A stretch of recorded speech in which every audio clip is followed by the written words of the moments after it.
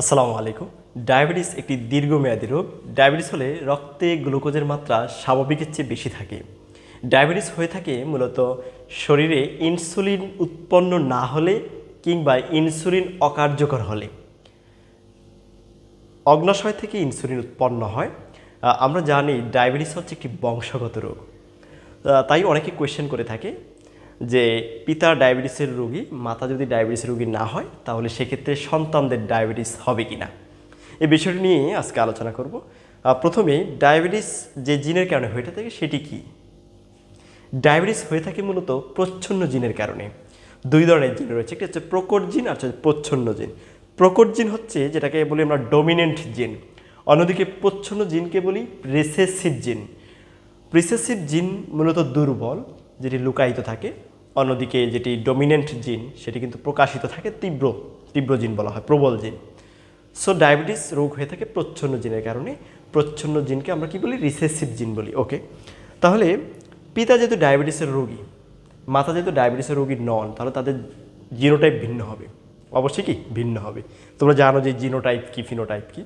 জীবের জিনগত বৈশিষ্ট্য হচ্ছে জিনোটাইপ, আর জীবের প্রকাশিত বৈশিষ্ট্য হচ্ছে কি ফিনোটাইপ। সো আমরা এখন পিতার জিনোটাইপ এবং মাতার জিনোটাইপ লিখব এবং দেখব পিতা যদি ডায়াবেটিসের রোগী হয় আর মাতা যদি শুদ্ধ স্বাভাবিক হয় তাহলে সেক্ষেত্রে তাদের সন্তানদের ডায়াবেটিস হবে কি না দেখা যাক। প্রথমে আমরা লিখলাম যে পিতা দিয়ে লিখলাম, পিতার জিনগুলো লিখে নেই, স্মল ডি। এগুলা হচ্ছে রোগ উৎপন্নকারী জিন। ওকে, এবার মাতা হচ্ছে বিশুদ্ধ, যেহেতু আর আমরা প্রকাশ করলাম ক্যাপিটাল ডি। আচ্ছা, তাহলে দেখো এখানে আমরা যদি ক্রস করি তাহলে কি হয়, আবার লিখে নিই জিনোটাইপগুলো। আচ্ছা, বিশুদ্ধ শুদ্ধ জিন। তাহলে দেখো এখানে যদি আমরা ক্রস করি তাহলে স্মল ডি ক্যাপিটাল ডি এর সাথে একবার বসলো, আবার এই স্মল ডি আবার এই ক্যাপিটাল ডি এর সাথে বসলো, আবার অন্যদিকে এই ডিটি এই ডি এর সাথে বসলো, এই ডি এর সাথে বসলো। ওকে, তাহলে দেখো কি কি উৎপন্ন হলো। এখানে আমরা দেখতে পারলাম যে সবগুলো small D capital D, small D capital D, small D capital D, small D capital D. অর্থাৎ আমরা যদি পিতা যদি ডায়াবেটিসের রোগী হয়, মাতা যদি বিশুদ্ধ হয়, তাহলে সেই ক্ষেত্রে সন্তানরা একজনও কিন্তু ডায়াবেটিসের রোগী হয়নি। সবাই স্বাভাবিক, সবাই স্বাভাবিক পর্যায়ে রয়েছে, কারো ডায়াবেটিস নেই।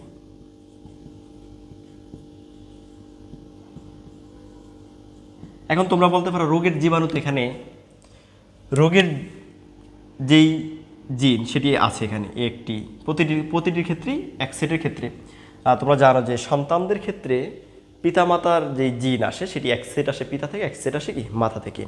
এই যেই বৈশিষ্ট্যই প্রকাশ পাক না কেন সেটি একটি আসে পিতা থেকে, একটি আসে কি মাতা থেকে। তাহলে তোমরা বলতে পারো যে এখানে একটি তো রোগের জিন আছে, যে স্মল ডি সবগুলা সেটই কি একটি করে রোগের জিন রয়েছে। তাহলে কেন তারা স্বাভাবিক হলো, এরকম একটি কোয়েশ্চেন আসতে পারে। সেক্ষেত্রে আমি বলবো যে এখানে এই যে একটি স্বাভাবিক জিন রয়েছে, দেখো একটি স্বাভাবিক জিন ক্যাপিটাল ডি রয়েছে, এই স্বাভাবিক জিন এই রোগের জিনকে দমিয়ে রাখে, প্রকাশ করতে দেয় না। সেই ক্ষেত্রে এরা রোগী হয় না। ওকে, যেহেতু এটি প্রচ্ছন্ন জিন, ডমিনেন্ট নয়, এটি হচ্ছে কি রিসেসিভ। সো এই স্বাভাবিক জিনটি এই রোগের জিনকে কি করে রাখে? দমিয়ে রাখে। আচ্ছা, তাহলে দেখো যদি এই ধরনের হয় যে মাতা স্বাভাবিক নয়, বাহক, আবার রোগীও নয়, স্বাভাবিকও নয়, বাহক, তবে কি বাহক, তাহলে সেক্ষেত্রে ক্রস টুটা কি হয়? যেমন ধরো আমরা এখানে এই স্মল ডি আর ক্যাপিটাল ডিটা নিলাম, যার ভিতরে একটি রোগের জিন একটি স্বাভাবিক জিন থাকে যেই শরীরে, তাকে আমরা ডায়াবেটিস রোগী বলতে পারবো না, কেননা এই স্বাভাবিক জিন এই রোগের জিনকে দমিয়ে রাখে। সেই ক্ষেত্রে আমরা এটাকে বাহক বলতে পারি। কি বলতে পারি? বাহক বলতে পারি। যেমন ধরো এখানে মাতা বাহক, তাহলে সেই ক্ষেত্রে সন্তানদের উপর প্রভাব কি পড়বে, তাদের বৈশিষ্ট্য কেমন হবে? ওকে, নেই পিতার জিনোটাইপ হচ্ছে ডিডি আর মাতার জিনোটাইপ হচ্ছে বাহক, যেটা স্মল ডি ক্যাপিটাল ডি। ওকে, তাহলে দেখো এর ক্ষেত্রে আমরা ক্রসটা করলে কি পাই? এই স্মল ডি এর ক্ষেত্রে এটার সাথে এটা একবার ক্রস হবে, এটার সাথে এটা একবার ক্রস হবে, আবার এই ডি এর সাথে এই ডি একটা ক্রস হবে, এই ডি এর সাথে এই ডি একটা ক্রস হবে। তাহলে দেখো আমরা কি পাই, এখানে পেলাম স্মল ডি, আর এই জায়গায় পেলাম স্মল ডি আর কি capital D, small D capital D. আবার কি পেলাম ডি, স্মল ডি, তারপরে পেলাম কি স্মল ডি ক্যাপিটাল ডি। তাহলে দেখো তো আমরা রোগের জিন 2 সেট পেলাম এখানে, আর বাহক পেলাম কয় সেট, বাহক পেলাম 2 সেট। তাহলে আমরা বলতে পারি যে এখানে ডায়াবেটিসে আক্রান্ত বা ডায়াবেটিসের রোগী হবে সন্তানদের ক্ষেত্রে এই 50% হচ্ছে ডায়াবেটিস রোগী।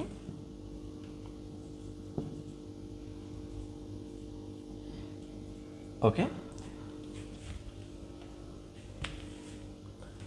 ডায়াবেটিস রোগী লিখে দিই, ডায়াবেটিস রোগী।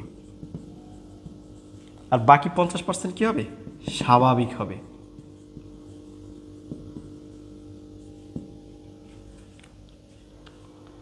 অর্থাৎ বাহক মাতা নিজে যদিও ডায়াবেটিসের রোগী নন, কেননা স্বাভাবিক একটি জিন তার এই রোগের জিনটিকে দমিয়ে রেখেছে, কিন্তু সে কিন্তু সন্তানদের ক্ষেত্রে ওই রোগের জিনটি দিতে পারবে। তাহলে সেই ক্ষেত্রে সন্তানরা 50% ডায়াবেটিস রোগী হওয়ার সম্ভাবনা, আর 50% ডায়াবেটিস স্বাভাবিক হওয়ার সম্ভাবনা। এই হচ্ছে মূলত যে পিতা যদি ডায়াবেটিস থাকে আর মাতা যদি ডায়াবেটিস না থাকে, মাতা যদি একদম শুদ্ধ হয়, তাহলে সেই ক্ষেত্রে রোগের যদি কোনো জিন না থাকে তাহলে অবশ্যই সবাই স্বাভাবিক হবে, সন্তানরা সবাই কী হবে, স্বাভাবিক হবে। আর যদি পিতা শুদ্ধ হওয়া মানে পিতা রোগী কিন্তু মাতা বাহক হলে সেই ক্ষেত্রে কিন্তু আর সন্তানরা সম্পূর্ণরূপে স্বাভাবিক হতে পারবে না। 50% হবে ডায়াবেটিসের রোগী এবং 50% হবে কি স্বাভাবিক। আশা করি বুঝতে পেরেছ। এই ধরনের আরও ক্লাস পেতে অবশ্যই আমাদের এই infinitive science, infinitive academic and admission care এই ইউটিউব চ্যানেল এবং ফেসবুক পেজের সাথে থাকবে। সকলকে ধন্যবাদ জানিয়ে আজকে এই পর্যন্তই। আবার দেখা হচ্ছে নতুন কোনো কোয়েশ্চেন নিয়ে। তোমাদের যদি কোনো কোয়েশ্চেন থাকে জেনেটিক্স, বেসিক জেনেটিক্স সম্পর্কে, তাহলে তোমরা অবশ্যই কমেন্টে জানিও। ধন্যবাদ, আসসালামু আলাইকুম।